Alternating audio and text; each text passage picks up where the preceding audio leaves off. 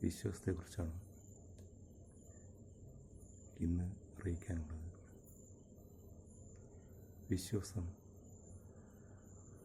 ആശിക്കുന്നതിനോടൊപ്പം കാണാത്ത കാര്യങ്ങളുടെ നിശ്ചയമാണ്. കൃപയാലാകുന്നു നാം വിശ്വസിക്കുന്നത്. കൃപ എന്നാൽ യോഗ്യതയില്ലാത്ത നമുക്ക് ദൈവം നൽകുന്ന കരുണയാണ് കൃപ. സാധാരണഗതിയിൽ നമുക്ക് ദൈവത്തെ വിശ്വസിക്കാനോ അറിയുവാനോ യോഗ്യതയില്ല. കാരണം ആദാമിൻ്റെ പാപം നമ്മളിൽ തുടർന്നു പോകുന്നു. അതുകൊണ്ട് നാം വിശ്വസിക്കുന്നത് കൃപയാലാകുന്നു. കൃപയാൽ ആണ് നാം വിശ്വസിക്കുന്നത്.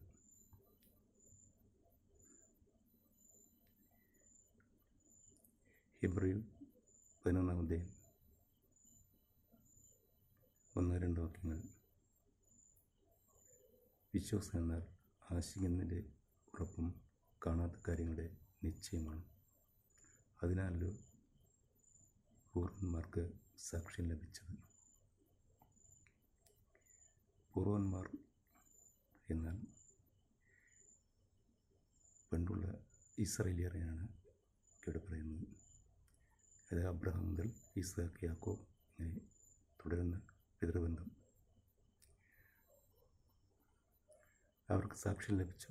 പക്ഷേ വാഗ്ദത്തം നിറവേറുന്നതിന് മുമ്പേ അവർ ഈ ഭൂമി വിട്ടുപോയി. ഈ കാണുന്ന ലോകത്തിന് ദൃശ്യമായതല്ല കാരണം എന്ന് വരുമാറ് ദൈവത്തിൻ്റെ വചനത്താൽ ലോകം സൃഷ്ടിക്കപ്പെട്ടു എന്ന് നാം വിശ്വാസത്താൽ അറിയുന്നു. ദൈവം സൃഷ്ടിച്ച ലോകം ദൈവത്തിൻ്റെ സൃഷ്ടിപ്പെ നാം കണ്ടിട്ടില്ല. വിശ്വാസത്താൽ നാം അറിയുകയാണ് ചെയ്യുന്നത്, വചനത്തിലൂടെ. അത് ദൃശ്യമായതല്ല. ദൈവം ഉണ്ടാകട്ടെ എന്ന് കൽപ്പിച്ചപ്പോൾ അവയെല്ലാം ഉണ്ടായി എന്ന് നാം വിശ്വാസത്താൽ അറിയുന്നു. 31-31 വാക്യങ്ങളിൽ ഈ സൃഷ്ടിപ്പിനെ കുറിച്ച് വിവരിച്ചിട്ടുണ്ട്.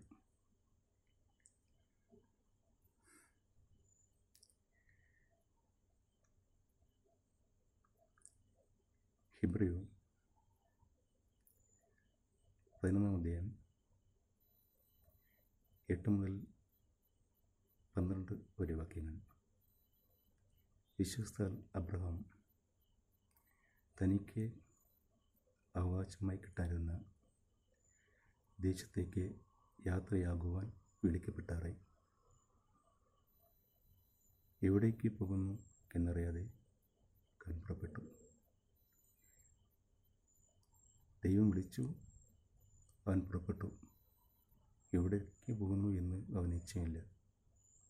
അതാണ് ദൈവത്തോടുള്ള വിശ്വാസം. കാരണം ദൈവം കൃത്യമായിട്ടൊരു വഴിയിലൂടെ നടത്തും എന്നുള്ളൊരു വിശ്വാസം അബ്രഹാമിനുണ്ട്. അതുകൊണ്ട് എവിടേക്ക് പോകുന്നു എന്നറിയാതെ ദൈവത്തിൻ്റെ വിളി കേട്ടു പുറപ്പെട്ടു. അതാണ് വിശ്വാസം. വിശ്വാസത്താൽ അബ്രഹാം വാഗ്ദത്ത ദേശത്ത് അന്യദേശത്ത് എന്ന പോലെ വാഗ്ദത്തത്തിന് കൂട്ടാളികളായ ഇസാക്കിനും യാക്കോബിനോടൊപ്പം കൂടാരങ്ങളിൽ പാർത്ത് ദൈവം ശില്പിയായി നിർമ്മിച്ചതും അടിസ്ഥാനമുള്ളതുമായ ഒരു നഗരത്തിന് വേണ്ടി കാത്തിരുന്നു. വിശ്വാസത്താൽ അബ്രഹാമിനോട് വാഗ്ദത്തം ചെയ്ത ദേശമാണ് കാനാൻ ദേശം. കാനാൻ ദേശത്ത് വിവിധ ജാതികൾ അവിടെ പാർക്കുന്നുണ്ട്. മല്ലന്മാരും ക്രൂരന്മാരുമാണ് അവർ.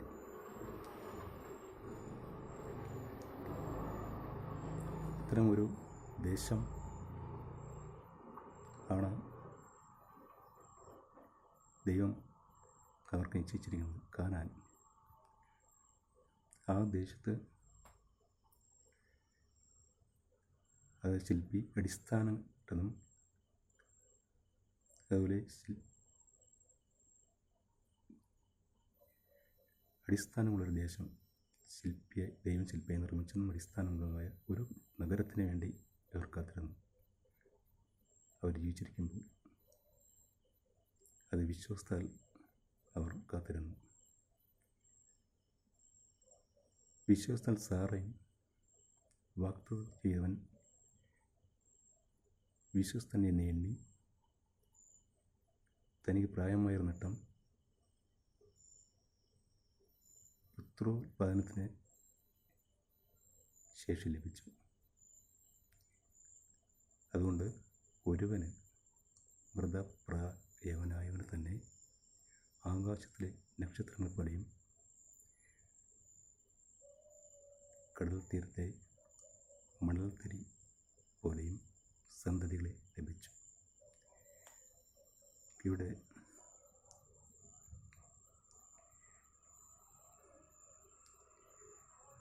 ഉൽപ്പത്തി 15-ാം അധ്യായം 4 മുതൽ 6 വരെ വാക്യങ്ങൾ അത് വിവരിക്കുന്നുണ്ട്. അബ്രഹാമിന് സന്തതികളില്ലാത്ത സമയം ദർശനത്തിൽ ദൈവത്തിന് ദർശനമുണ്ടായപ്പോൾ അബ്രഹാം ദൈവത്തോട് പറഞ്ഞു, എനിക്ക് ഇതുവരെ നീയൊരു സന്തതിയെ തന്നിട്ടില്ല. എൻ്റെ ദാസനാണ് അവകാശി ഇപ്പോൾ. അപ്പോൾ ദൈവത്തിൽ നിന്ന് അരുളപ്പാടുണ്ടായി, നിൻ്റെ ഉദരത്തിൽ നിന്ന് ജനിക്കും തന്നെ നിനക്ക് അവകാശമാകും. സാറ നിനക്കൊരു മകനെ പ്രസവിക്കും. ഇത് പറയുമ്പോൾ അബ്രഹാമിന് 100 വയസ്സും സാറയ്ക്ക് 90 വയസ്സുമാണ്. സാറയ്ക്കാണെങ്കിൽ പുത്രോത്പാദനത്തിനുള്ള ശേഷി ഇല്ല. അതായത് പ്രകൃതി നിയമപ്രകാരം അതിനുള്ള ശേഷി ഇല്ല. കാരണം സാറയ്ക്ക് 90 വയസ്സാണ്. ഈ കാലഘട്ടത്തിലാണ് ദൈവം അരുളി ചെയ്യുന്നത്, നിനക്ക് സാറയിൽ നിന്ന് ഒരു സന്തതി ജനിക്കുമെന്ന്. അവനെ പുറത്തു കൊണ്ടുവന്ന് ആകാശത്തിലെ നക്ഷത്രങ്ങൾ കാണിക്കുന്നുണ്ട്. അതായത് നിൻ്റെ സന്തതി ഇവണ്ണമാകും, ആകാശത്തിലെ നക്ഷത്രങ്ങളെപ്പോലെയാകും. ഇത് അബ്രഹാം വിശ്വസിച്ചു. അത് അവനെ നീതിയായി കണക്കിട്ടു. വാഗ്ദത്തം ചെയ്യുന്നവൻ നൽകുവാൻ ശക്തനാണ് അവനറിയാമായിരുന്നു. ദൈവത്തിന് അസാധ്യമായ ഒരു കാര്യമില്ല എന്ന് അവനറിയാം. ആശയ്ക്ക് വിരോധമായി ആശയോടെ അബ്രഹാം വിശ്വസിച്ചു. അത് അവന് നീതിയായി കണക്കിട്ടു.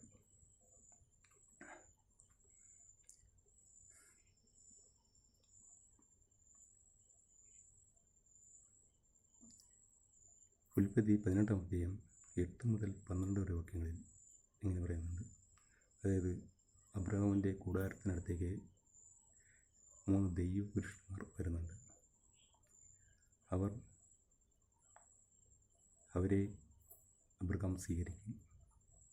അവർക്ക് നല്ല ഭക്ഷണങ്ങൾ ഒരുക്കി ഭക്ഷിക്കാൻ കൊടുത്ത് അന്ന് രാപ്പാർത്ത് വരും. അവർ പോകുന്നതിന് മുമ്പ് അവരൊരു കാര്യം, ദൈവത്തിൻ്റെ അരുളപ്പാട് അവരുണ്ടായി.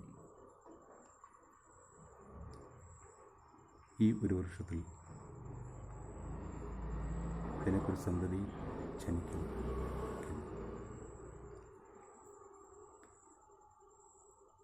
ദൈവത്തിന് അസാധ്യമായൊരു കാര്യമില്ല എന്ന് നാം ആദ്യം മനസ്സിലാക്കണം. അതുകൊണ്ട് പ്രവൃത്തി നിയമത്തിന് അതീതമായി ദൈവത്തിന് എല്ലാം ചെയ്യാൻ കഴിയും. കാരണം ദൈവം ശക്തനാണ്, സർവശക്തനാണ്, എല്ലാം സാധ്യമാണ്. അസാധ്യമായ ഒരു കാര്യം ഇല്ലാത്തവനാണ് ദൈവം എന്ന് നാം അറിയേണ്ടതുണ്ട്. അതുകൊണ്ട് അബ്രഹാമിൻ്റെ ആ ഒരു സാഹചര്യം നമ്മൾ മനസ്സിലാക്കേണ്ടതാണ്. കാരണം അബ്രഹാമിന് 100 വയസ്സും സാറയ്ക്ക് 90 വയസ്സും പ്രകൃതി നിയമപ്രകാരം പുത്രോൽപാദന ശേഷി സാറയ്ക്കില്ല. എന്നിട്ടും അബ്രഹാം ദൈവത്തിൽ വിശ്വസിച്ചു. കാരണം ദൈവത്തിന് അസാധ്യമായ ഒരു കാര്യമില്ല. ദൈവം വാക്കുകൾ നിറവേറ്റുന്നവനാണ് എന്ന് അറിയാം. അതുകൊണ്ട് ആശയ്ക്ക് വിരോധമായ ആശയോടെ അവൻ വിശ്വസിച്ചു. അത് അവനെ നീതിയായി കണക്കിട്ടു. വിശ്വാസമാണ് നീതിയായി കണക്കിടുന്നത്. വിശ്വസിക്കുമ്പോൾ അവൻ നീതിമാനാവുകയാണ് ചെയ്യുന്നത്.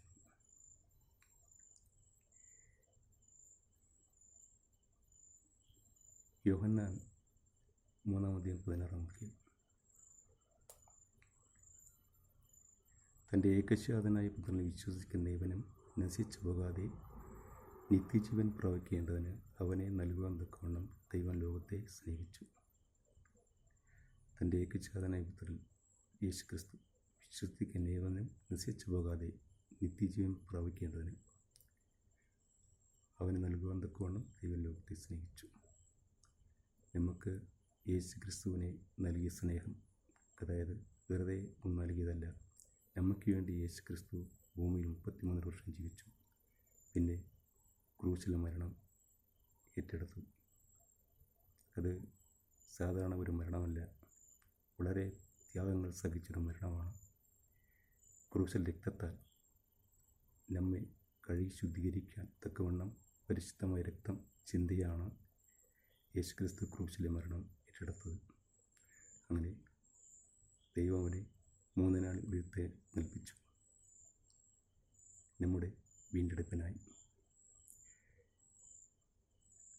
അങ്ങനെ തൻ്റെ പുത്രനെ നമുക്ക് നൽകിയ ആ സ്നേഹമാണ് ഇവിടെ പറയുന്നത്. ഇതിൽ വിശ്വസിക്കുന്നവന് നിത്യജീവൻ പ്രാപിക്കാൻ കഴിയും. ഈ കാര്യങ്ങൾ നമ്മൾ കണ്ടിട്ടില്ല, വചനത്താൽ വിശ്വസിക്കുകയാണ്. അതാണ് നമ്മുടെ വിശ്വാസം. കാണാതെ വിശ്വസിക്കുന്നതാണ് ഭാഗ്യവാന്മാർ. കാണാതെ വിശ്വസിക്കുന്നതാണ് വിശ്വാസം. അത് ഉറപ്പ്. ആ ഉറപ്പ് നമുക്കുണ്ടാകണം. ആ ഉറപ്പ് അബ്രഹാമിനുണ്ടായി. കാരണം അബ്രഹാമിന് വരുന്ന കാര്യങ്ങളെക്കുറിച്ച് അറിയിച്ചപ്പോൾ അത് വിശ്വസിച്ചു. ഇവിടെ നമ്മൾ വചനത്തിലൂടെ കഴിഞ്ഞ കാര്യങ്ങൾ അറിയുന്നതിലൂടെ അത് നാം വിശ്വസിക്കുകയാണ്. കാണാത്ത കാര്യങ്ങൾ നമ്മളെ വിശ്വസിക്കുകയാണ്. അത് വിശ്വസിക്കുമ്പോൾ നമ്മൾ നീതിമാന്മാരാകുന്നു. വിശ്വാസമാണ്. അത് കൃപയാലാകുന്നു നമ്മൾ വിശ്വസിക്കുന്നത്. കൃപ എന്നാൽ യുക്തിയില്ലാതെ നമുക്ക് ദൈവം തരുന്ന കരുണയാണ്.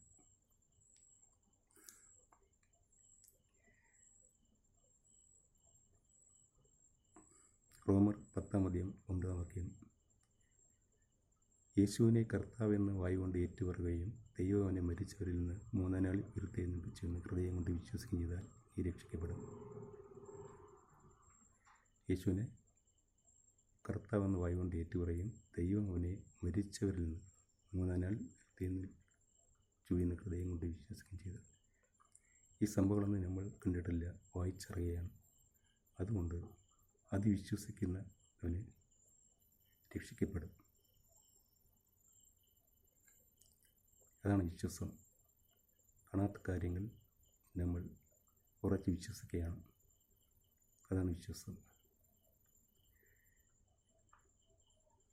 എഫെസ്യർ 2:8-9 കൃപയാലത്രേ നാം വിശ്വാസം മൂലം രക്ഷിക്കപ്പെട്ടിരിക്കുന്നത്. അതിന് നാം കാരണമല്ല, ദൈവത്തിൻ്റെ ദാനമത്രയാകുന്നു. പ്രശംസിക്കാതിരിപ്പാൻ പ്രവൃത്തികളും കാരണമല്ല. കൃപയാലാകും വിശ്വാസം മൂലം നാം രക്ഷിക്കപ്പെട്ടിരിക്കുന്നത്. അത് ദൈവത്തിൻ്റെ ദാനമാണ്. കൃപയാൽ നമ്മൾ വിശ്വസിക്കുന്നത് ദൈവത്തിൻ്റെ ദാനമാണ്.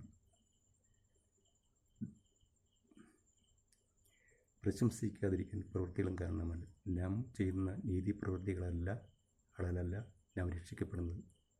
ദൈവത്തിൻ്റെ ദാനമായ കൃപയാൽ വിശ്വസിച്ചുകൊണ്ടാണ് രക്ഷിക്കപ്പെടുന്നത്. കാണാത്ത കാര്യങ്ങളെ നാം കൃപയാൽ അത് വിശ്വസിക്കും. യേശുക്രിസ്തുവിൻ്റെ ഒരു കാര്യങ്ങൾ നമ്മൾ നേരിട്ട് കണ്ടിട്ടില്ല, എല്ലാ വചനത്താൽ വിശ്വസിക്കുകയാണ്. അങ്ങനെ വിശ്വസിക്കുന്നത് ദൈവത്തിൻ്റെ കരുണയാലാണ്. എന്നുവെച്ചാൽ ജീവപുസ്തകത്തിൽ പേരെഴുതിയിട്ടുള്ളവർക്ക് മാത്രമേ ദൈവത്തിൽ വിശ്വസിക്കാൻ കഴിയുകയുള്ളൂ. എന്ന് ചുരുക്കം. അവർക്കാണ് ദൈവത്തിൻ്റെ കൃപ ലഭിച്ചിരിക്കുന്നത്. അവരാണ് വിശ്വസിക്കുന്നത്.